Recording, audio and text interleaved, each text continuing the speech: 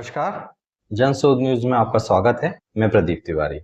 भारत दुनिया की चौथी सबसे बड़ी अर्थव्यवस्था बनने जा रहा है और ये पूरे देश के लिए गौरव का क्षण भी होने वाला है। मगर इस बढ़ते हुए भारत के लिए एक नई आपदा, एक नए चैलेंज, एक नई चुनौती ने भी आकार लेना शुरू कर दिया है। जी हाँ, हम बात कर रहे हैं इस साल के मानसून की। आज भी देश की कृषि और ग्रामीण अर्थव्यवस्था काफी हद तक मानसून पर निर्भर है और देश में मानसून की स्थिति कुछ डरा सी रही है, भयावह हो रही है। देश की लगभग 45% कार्य शक्ति प्रत्यक्ष या अप्रत्यक्ष रूप से कृषि से जुड़ी हुई है। खरीफ सीजन की फसलें धान, सोयाबीन, कपास, मक्का, दालें और तिलहन मुख्य रूप से जून और सितंबर माह के मानसून पर निर्भर करती हैं। यही कारण है कि मौसम विभाग की 2026 की चेतावनी ने भारत की सरकार सहित लोगों, व्यापारियों और कृषक भाइयों के चेहरे की हवा उड़ा दी है। आईएमडी ने 2026 के मानसून को सामान्य से कम रहने की आशंका जताई है। जून से सितंबर के दौरान वर्षा जो है दीर्घकालिक औसत एलपीए के लगभग 90 से 92% ही रहने का अनुमान है, जबकि देश के अधिकांश जो कृषि है वर्षा आधारित कृषि है और उस पर ही सबसे अधिक मानसून की आपदा आने वाली है। आइए समझते हैं कि आखिर ये देरी हो क्यों रही है और क्या कारण है कि हमारे किसान भाइयों के चेहरों की हवाएं उड़ी हुई हैं। तो इस सब मुद्दे को विस्तार से समझने का प्रयास करते हैं। तो पहला जो एक कारण मौसम वैज्ञानिक बता रहे हैं वह है अल नीनो। एल नीनो प्रशांत महासागर के तापमान में वृद्धि के कारण बनने वाला एक एल नीनो स्थिति भारतीय मानसून को कमजोर कर रही है। 2026 में एल नीनो के मौजूद होने की आशंका जताई गई है, जिससे जुलाई में से सितंबर के बीच वर्षा प्रभावित होने की स्थिति बन रही है, जिसे हम महसूस भी कर रहे हैं, क्योंकि जून का लगभग आधे से अधिक माह बीत गया है और वर्षा कई क्षेत्रों में अभी नगण्य सी हुई है या हुई ही नहीं। दूसरा एक कारण बढ़ता समुद्री तापमान। हिंद महासागर और अरब सागर का जो तापमान है पिछले वर्षों की तुलना में अधिक दर्ज किया जा रहा है। इससे मानसूनी हवाओं का संतुलन बिगड़ गया है और जिससे ये सीधा प्रभाव मानसून पर पड़ रहा है। एक जो बड़ा कारण है जलवायु परिवर्तन, क्लाइमेट चेंज। अब मानसून नियमित नहीं रहा। पहले जहां महीने में सामान्य रूप से वर्षा होती थी, अब असामान्य होती है। कम दिनों की वर्षा होती है, कम दिनों में भारी बारिश होती है, जिसकी वजह से बाढ़ आ जाती है, फिर सूखे के आसार बनते हैं। वहीं यही वर्षा असामान्य भी हो गई है, लगातार नहीं होती है और कहीं होती है और कहीं नहीं होती है।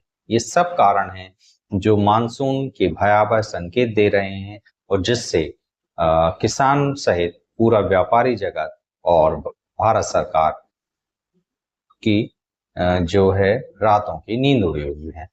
भारत के कृषि राज्यों का अगर योगदान की दृष्टि से देखें वहाँ क्या स्थिति है, उस दृष्टि से अगर इस पूरे घटनाक्रम को एनालिसिस करने का हम कोशिश करें तो देश का सबसे बड़ा कृषि उत्पादक राज्य उत्तर प्रदेश है।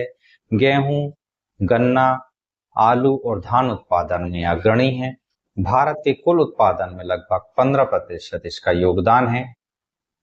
अभी मैं उसको आपको करेंसी में भी बताने का प्रयास करूंगा कि आखिर कौन सा राज्य कितना कंट्रीब्यूट करता है और अगर मानसून वहां पर अनियमित होता है या कम होता है तो उसका क्या प्रभाव पड़ने वाला है। भारत का जो मध्य क्षेत्र है, मध्य प्रदेश है, वह सोयाबीन राज्य कहलाता है। दाल उत्पादन में अग्रणी है। गेहूं का उत्पादन मध्य प्रदेश शीर्ष पर पहुंच गया पंजाब को छोड़कर। मध्य प्रदेश की लगभग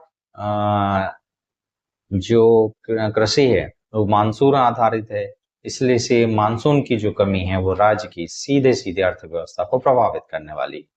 महाराष्ट्र की बात करें तो कपास, सोयाबीन, गन्ना का उत्पादन का प्रमुख केंद्र है। विदर्भ और मराठवाड़ा क्षेत्र में मानसून पर अतिरिक्त निर्भरता है, यानी वहां पर सिंचाई के साधन उपलब्ध नहीं है और पूरी खेती जो है मानसून आधारित है। इस वर्ष जून के मध्य तक विदर्भ में वर्षा सामान्य से लगभग 71% तक कम रही है।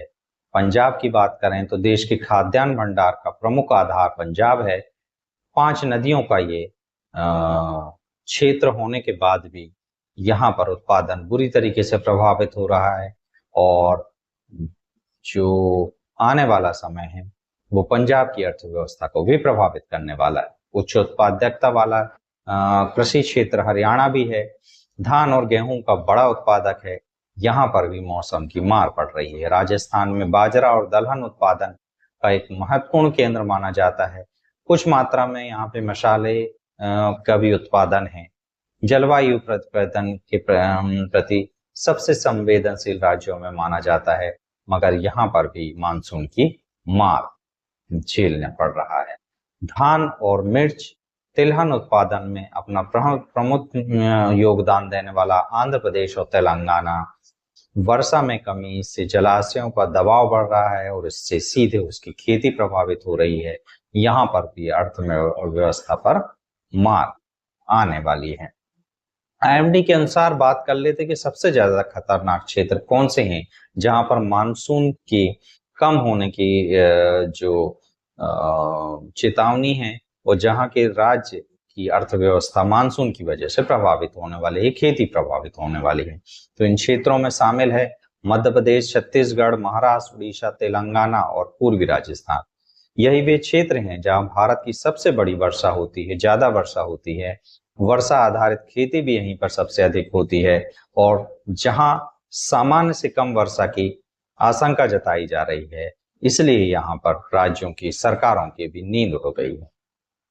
अब इस सब पर देख लेते हैं कि पूरा जो इससे भारत का अर्थतंत्र कैसे बिगड़ने वाला, अर्थव्यवस्था पर कैसे इस पर प्रभाव पड़ने वाला है।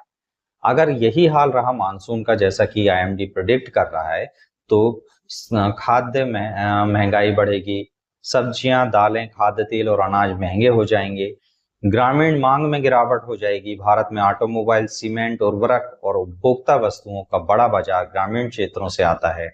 ट्रैक्टर की बिक्री घटेगी, दोपहिया वाहनों की बिक्री घटेगी, 4 व्हील की जो मांग है वो कम हो जाएगी और ग्रामीण में कंस्ट्रक्शन वर्क जो हो रहे हैं वो कहीं ना कहीं प्रभावित हो जाएंगे, जिससे जीडीपी पर बड़ा प्रभाव पड़ने वाला है। कृषि का प्रत्यक्ष योगदान भले ही 18% हो हमारी टोटल जीडीपी में, लेकिन ग्रामीण अर्थव्यवस्था के माध्यम से इसका प्रभाव बड़ा और व्यापक प्रभाव कहीं पड़ने की आशंका है। महाराष्ट्र को लेकर सबसे बड़ा जो आशंका जताई जा रही है और सबसे ज्यादा जो वहां पर सरकार का चिंता है, वहां की सरकार है, राज्य सरकारें भी और केंद्र सरकार की चिंता। महाराष्ट्र में कई जगहों में सामान्य से कम वर्षा दर्ज की गई है। रिपोर्ट के अनुसार मुंबई में जून का वर्षा पिछले 12 वर्षों से सबसे कम जो अभी आइडेंटिफाई किया गया है या जिसे रिकॉर्ड किया गया है, जिसके कारण जल आपूर्ति भी दबाव में पड़ गया है। सिंचाई की तो बात ही छोड़ दें। महाराष्ट्र के कुछ क्षेत्रों में शुरुआती जून में जो अगर देखा जाए तो 75% तक कम वर्षा दर्ज की गई। यह स्थिति बताती है कि जलवायु परिवर्तन अब केवल पर्यावरण का विषय नहीं रह गया, बल्कि आर्थिक चुनौती और जीवन से जुड़ चुका है, जिससे सरकार को गंभीरता से लेना होगा। सरकार को तुरंत क्या करना चाहिए? अल्पकालिक कदम तो सबसे पहले फसल बीमा पर सरकार को बहुत तेजी से काम करना चाहिए। को जो कि आधार से जुड़ा ही हुआ है, उसे आधार को बेस मानकर उसे आइडेंटिफाई करके हर किसान की जमीन का बीमा करा देना चाहिए, ताकि जो आपातकाल जो आपात आने वाली है, आफत जो आने वाली है, उस पर सरकार को भी कहीं ना कहीं कुछ ना कुछ सहूलियत मिल जाएगी, रिलीफ मिल जाएगा। बीमा दावों पर भी तुरंत जो कार्रवाई करनी चाहिए, उसका तुरंत त्वरित भुगतान करवाना चाहिए। डीजल सब्सिडी और सिंचाई के लिए तुरंत सरकार को एक्टिव हो जाना चाहिए और इस पर बड़े लेवल पर काम करना चाहिए। बफर स्टॉक से जो खाद्यान्न आपूर्ति है उसका एक विकल्प सरकार को खुला रखना चाहिए, उसका एनालिसिस कर लेना चाहिए, उस पर मीटिंग कर लेनी चाहिए और किसान को मौसम आधारित सलाह रेगुलर बेसिस पर उनके मोबाइल पर और ऑनलाइन के माध्यम से देनी चाहिए। हो सके तो वेबिनार भी इस पे किए जा सकते हैं, समझाइश दी सकती। दीर्घकालिक कदम की बात करें तो राष्ट्रीय जल मिशन के आधार पर हर गांव में जल संचय की एक मुहिम चलानी पड़ेगी। लगभग वैसे तो बहुत बड़े स्तर पर वृक्षारोपण की आवश्यकता है, मगर कम से कम 10 करोड़ वृक्ष अभियान का लक्ष्य लेकर सरकार इस साल चल सकती है।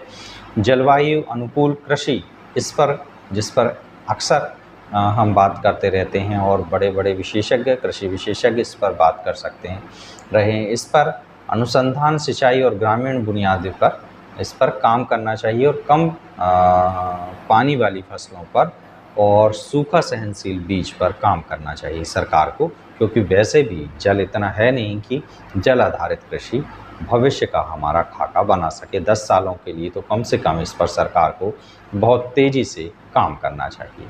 मगर क्या सरकार इन सब पर तैयार भी है?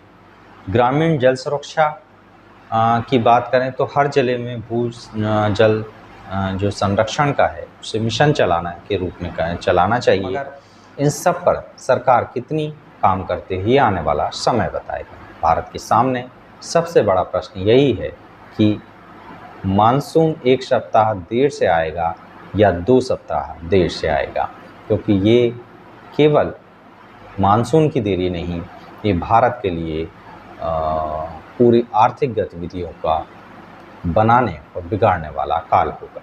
सबसे बड़ा प्रश्न यह है कि क्या भारत की विकास नीति अभी भी मानसून आधारित है, जो 30 वर्ष पहले था, जो सरकारें बड़ी बड़ी बातें करती थी, क्या वो हवाइयाँ बातें थी? जबकि आज जलवायु परिवर्तन पूरी बारिश व्यवस्था को बदल रहा है और बदल चुका है।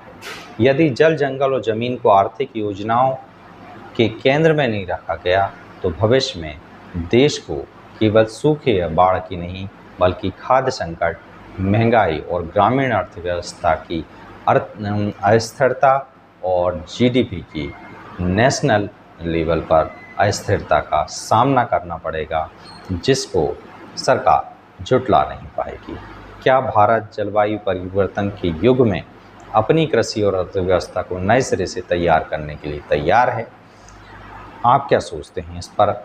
आप हमें अगर अपनी बातें शेयर करेंगे तो हमें अच्छा लगेगा। और जो मैं आपको पहले डेटा बताने की बात किया था, अगर आप उसमें इंटरेस्टेड हैं तो मैं आपको वो भी शेयर कर देता हूं कि आखिर कौन सा राज्य हमारे टोटल एग्रीकल्चर पर कितना % कंट्रीब्यूट करता है और उसका करेंसी में आखिर कितना मूल्य जाता है। तो बात करते हैं उत्तर प्रदेश की। 15.1% का ये योगदान देता है। 7.36 लाख करोड़ का ये जो कंट्रीब्यूशन ये राज्य देता है। आंध्र प्रदेश सेकंड नंबर पे है 10% के सहयोग के साथ में 4.88 लाख करोड़ का यह कंट्रीब्यूशन एग्रीकल्चर ग्रोथ में देता है।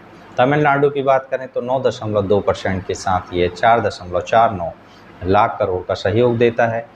महाराष्ट्र इसके बाद आता है 8.7% के साथ यह 4.24 लाख करोड़ का कंट्रीब्यूशन एग्रीकल्चर में देता है। वेस्ट बंगाल इसके बाद है 7.7% के साथ यह 3.76 लाख करोड़ का कंट्रीब्यूशन नेशनल एग्रीकल्चर में देता है। तेलंगाना की बात करें तो 7.6% के साथ यह 3.71 लाख करोड़ का सहयोग देता है। कर्नाटक की बात कर लें तो 6.1% के साथ 2.96 लाख करोड़ का यह सहयोग करता है।